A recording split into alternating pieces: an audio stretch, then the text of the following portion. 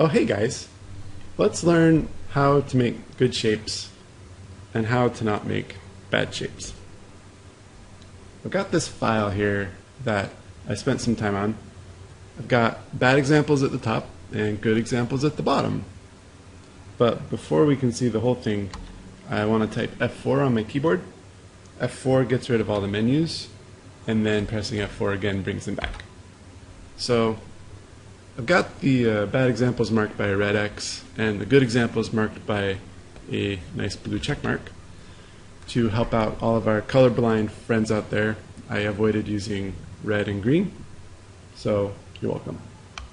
I love you guys. You guys are great. You're the best. I actually work with a bunch of colorblind artists, so if any of you out there are colorblind, you're thinking, I don't know if I can do this, don't even doubt yourself. You got this. Alright, so the first three examples are related to these lightning bolts that I'm going to draw, or that I did draw. First, we got thick and thin. So this guy is struggling from not having thick and thin. You can see the width up here is very similar to the width down here, well, at least right there. And it's similar to the width there. Whereas this guy, he's got like super thick up here and it tapers all the way down here. That's really what you want to be going for. I'm realizing maybe I should use black. So I'm going to use black instead. Alright. Yeah, that's good enough. Okay, short and long. Pretty self-explanatory. This guy and this guy are a little different, but they're basically the same length. You know, all these principles really come down to contrast. If you just think, what in my drawing is like the same? Or like could be more varied?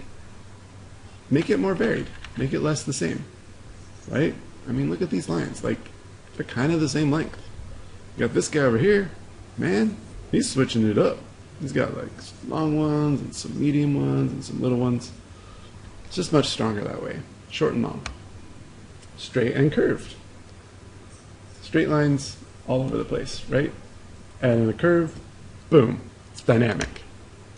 Deal with it. Alright, clouds. So, first, you gotta remember this.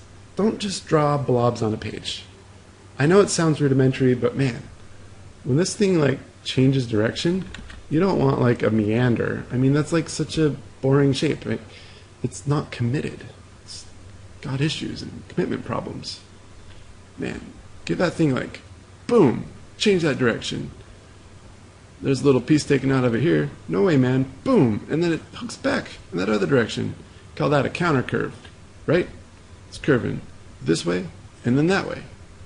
Doing the same thing right there. Awesome. Asymmetry. Now you might be telling me, but Jason, this side is different from that side. Well, that's true. It's kind of different, but you know what? I mean, move that a little bit to the side there, and you just tweak that a little bit, and then you make this round, and they're basically identical. So even if, I mean, remember this, like when you're adding contrast, sometimes just a little bit of contrast, it ain't enough. You gotta really, really add some contrast in there. Get it like this guy down here where he's like, man, I got like this big lopsided shape over here with a little one there, and then even this top guy is a little off center. Asymmetry. Make your shapes better. Alright, small, medium, and large. We got these three shapes here. They're basically the same. Down here, we got the small shape, we got the medium shape, and we got the large shape. That's the way to go. Alright. Directionality. If that's our middle point, where you slammed the ground, or whatever you did to create this crack in the ground, it would want to shoot things straight outward, right? Well, this guy, they're like wandering all over the place. And I understand, in real life, cracks do kind of wander all over the place. But you know what makes a really great stylized crack? This guy down here. You'll notice that I drew a grid, which I always do when I'm doing ground cracks, by the way. Always, always, always draw a grid, because it's so easy to do in Flash. You just use that line tool, which is N, and then you use the oval tool, which is O. You create some ovals on one layer, and then you create some lines on another layer, and you get them aligned using the align tool, and boom, you got a nice thing. Maybe I'll explain that in another tutorial, but you get the idea. Follow the radiating lines, right? And anytime a line moves sideways, it kind of wraps a little bit. Gives it that extra sense of directionality. It's really strong. All right, staggered spacing. So if I look at the gaps between these here, as I itch my nose, I will begin to notice that they're all about the same distance in between, even these little guys out here. I mean, there's some variation in the gaps outside, but I mean, come on. All these lines are so evenly spaced. But this guy down here, it's like that's a big gap, you got a couple of small gaps, another big gap, a medium gap, and then kind of like a big gap divided up by a small one. It's nice, right? It feels varied. So stagger the spacing out of your shapes. Don't leave everything uniform. Again, it's all about contrast. All right, positive and negative shapes. You know what? For this one, I'm going to use purple. Purple's making a comeback, people. All right, so this guy here, that is what we call a positive shape in this situation. That's a positive shape as well. You with me? This guy here, another positive shape. The negative shape is the space between the positive shapes. Like that and like that.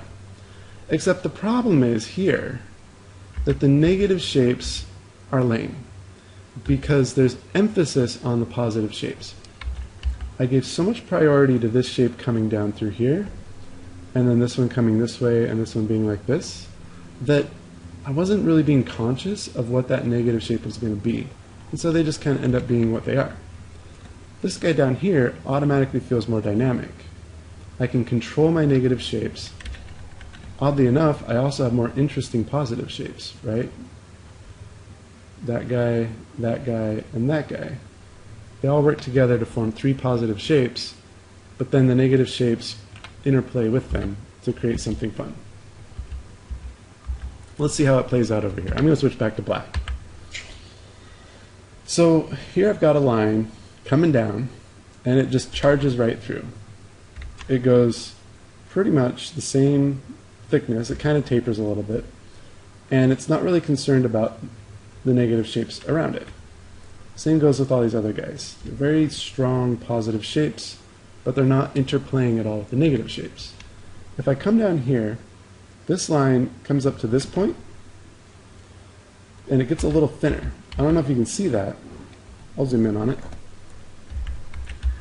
So it's a certain thickness here, right? And then it's thinner right there. Because this shape needs to find its place. And what's interesting about this shape is I only indicated the corner of it with just a little bit of a notch, and I left this gap open. That way this shape can play into it. Because if you think about a crack, when you slam the ground so hard that it cracks, what is it doing? Well, it's fragmenting the pieces out, and those pieces become your negative shapes. I guess, okay, to clarify here, you could say that the cracks are the negative shape, and the ground is the positive shape. But to avoid confusion and to just keep it consistent, in this case, I'm drawing the cracks, I'm leaving out the ground chunks. And typically the part that you leave out, the part that you do not draw, is the negative shape. Hope that makes sense. If it doesn't, leave a comment, and I will apologize. Okay, so sometimes your negative shapes are like two-parters, you know, like they're a little more varied. Other times your negative shapes are just completely obvious. It's like, yeah, of course that's a negative shape. What else would it be? You know, I got like negative shapes all over the place up in here. I don't even know. That one's kind of a fun one. I don't know what it does. Got a negative shape here. And here. I like this one too because it's just indicated by that little dude up there. It kind of keeps it in the running, you know? You can have a lot of fun designing positive and negative and positive and negative. It really, really works in a lot of situations. Not just ground cracks, but like you know, slime, I don't know. Because like if you got like a slime goop or a water splash, right? There's your positive shape. And you start carving out those negative shapes. You know what I'm saying? You fill that in and it's like, oh man, positive and negative shapes. Would you look at that? It's pretty sweet, right? Okay, so there we go. We've got our ground cracks going there. And that covers it. So hope you learned something.